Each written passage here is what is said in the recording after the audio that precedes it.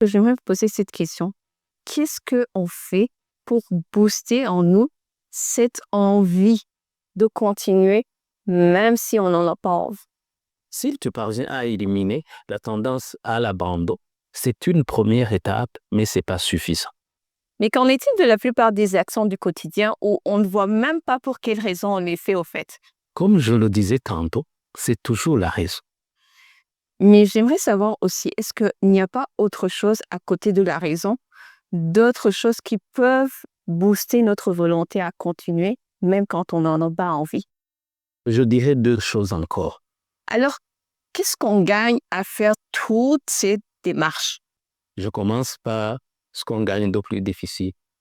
Alors, comment on va distinguer le moment qu'il faut pour faire une pause, pour son bien-être, et un autre moment où on se dit, c'est le moment d'être plutôt discipliné? Pour appliquer l'autodiscipline, la condition,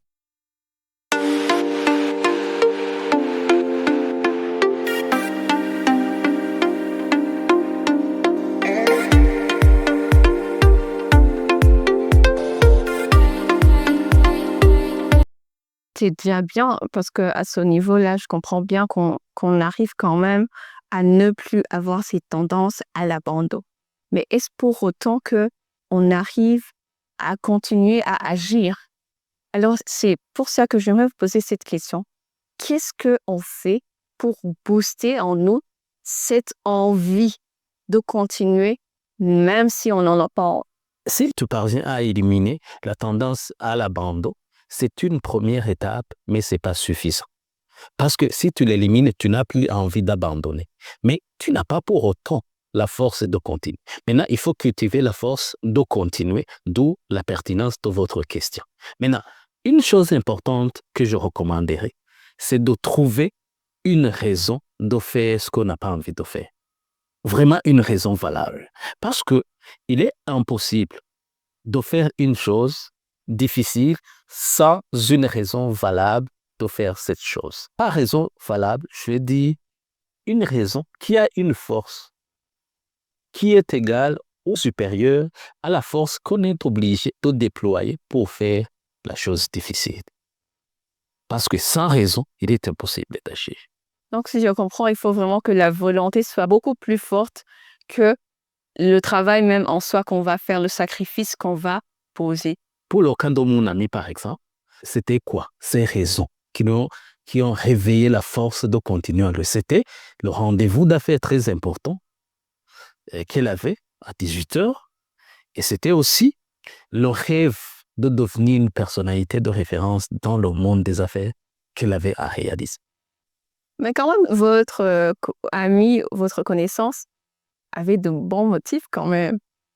Parce que aller en rendez-vous d'affaires, c'est certainement parce qu'on s'attend bien à un contrat ou bien on s'attend à une promotion, on s'attend à quelque chose en gain. Et puis, si ça peut t'avancer à arriver à ton rêve, c'est encore un bonus. Donc, ça, ce serait vraiment des raisons que même moi, si je dors, quand même, je serais un peu plus motivée à me réveiller. Parce qu'il y a l'argent en jeu. Voilà. Il y a un gain personnel qu'on va y trouver d'une façon ou d'une autre. Mais qu'en est-il de la plupart des actions du quotidien où on ne voit même pas pour quelle raison on les fait au fait? On n'arrive pas à trouver cette raison, comme vous avez dit, beaucoup plus supérieure à la force qu'on va engager. Bon, il y a pas mal de tâches du quotidien qu'on aime même appeler des tâches ingrates. Ça veut dire, bon, il n'y a aucune raison de les faire. On va rien gagner au bout.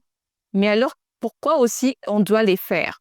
Et qu'est-ce qui peut nous pousser à les faire aussi?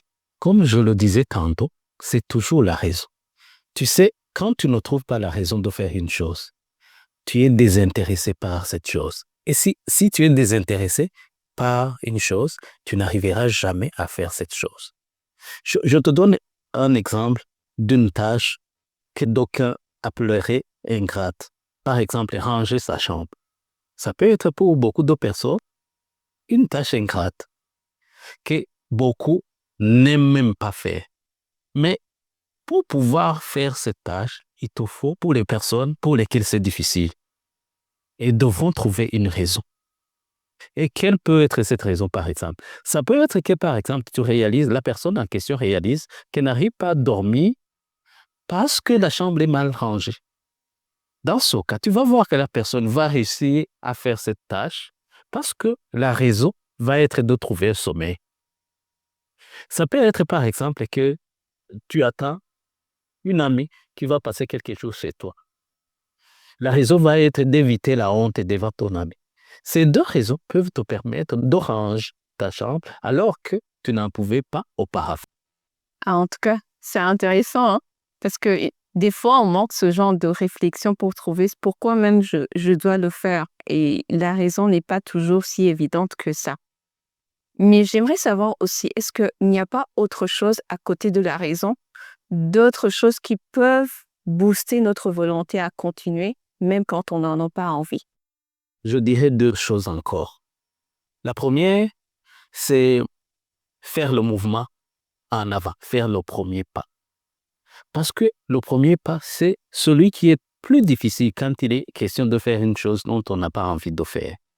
Et le premier pas donne l'élan de l'action, crée au fait l'énergie qui donne la volonté pour pouvoir continuer. Pour le cas de ma connaissance, c'était quoi? C'était prendre la machine, l'ouvrir, commencer à taper les premières lettres, les premières phrases, sans envie. La deuxième chose que je recommanderais, c'est la persévérance à faire une chose dont on a commencé et dont on sait que c'est nécessaire jusqu'à ce que l'on ressente la joie de le faire. Je te donne un exemple. Disons que tu veux devenir coach. Un coach en développement personnel, par exemple. Et que tu réalises que pour devenir un bon coach, pour être efficace, tu as besoin de connaissances. Et que pour avoir ces connaissances, tu es obligé de faire la lecture. Et que tu réalises que tu n'as jamais lu un livre à l'école primaire, tu n'as jamais lu un livre à l'école secondaire, tu n'as jamais lu un livre à l'université.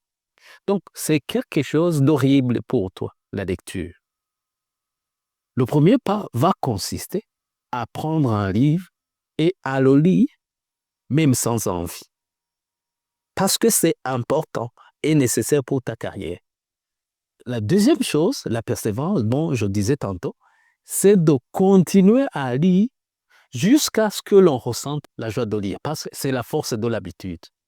Tu sais, deux fois, tu peux être avec une personne et tu n'es pas content d'être avec cette personne. Mais à force de fréquenter cette personne, tu peux voir que tu es maintenant content d'être avec la personne.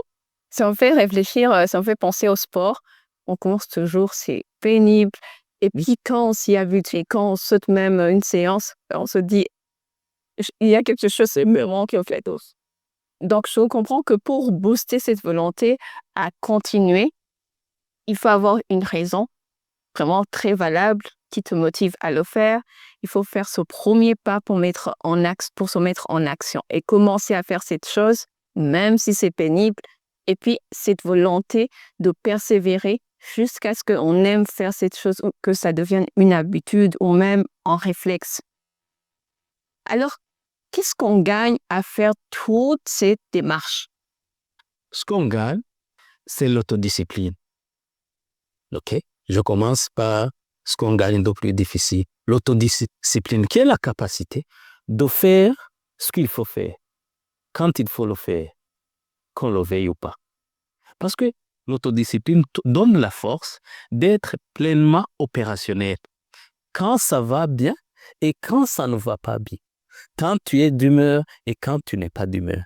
C'est-à-dire, avec l'autodiscipline, tu deviens complètement et pleinement opérationnel toutes les saisons.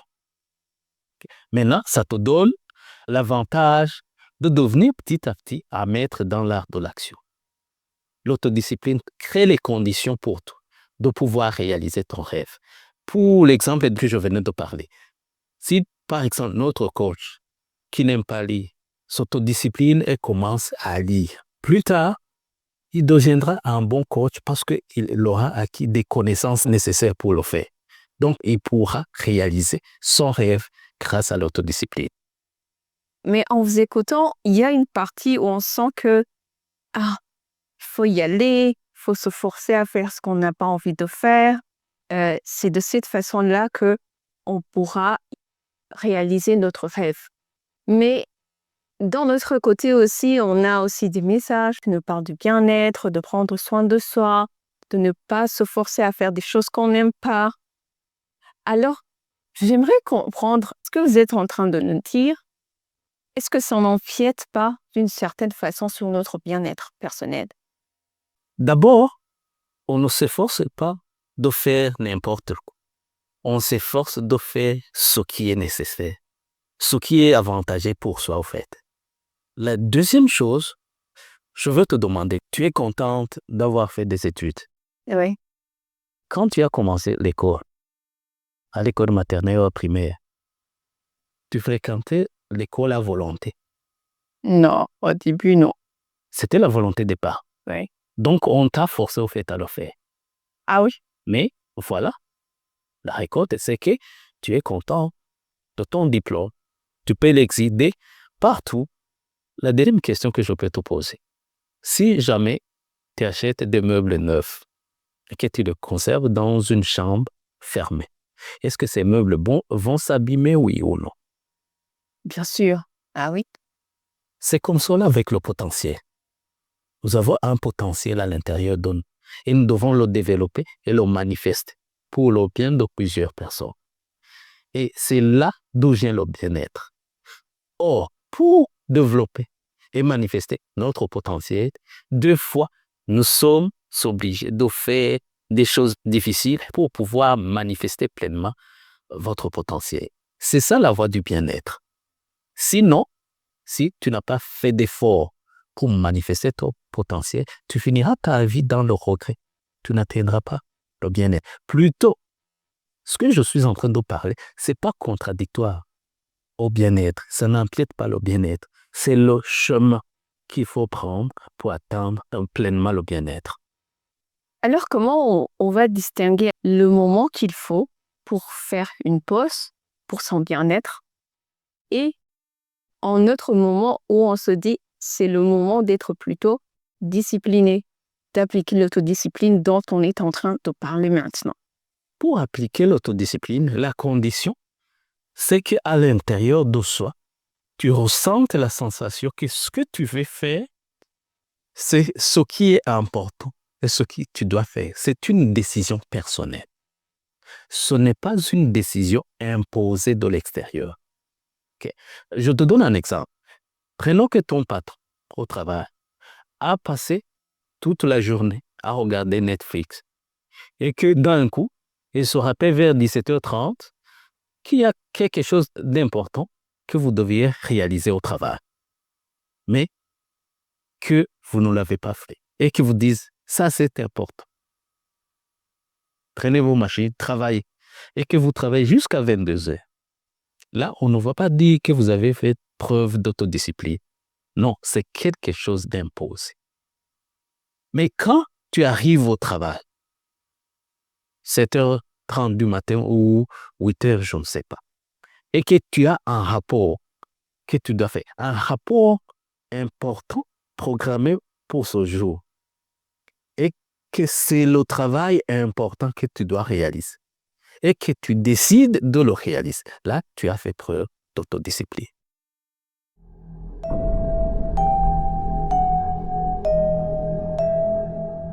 Comment on fait cette fois-ci pour maintenir cette énergie à continuer même quand c'est difficile?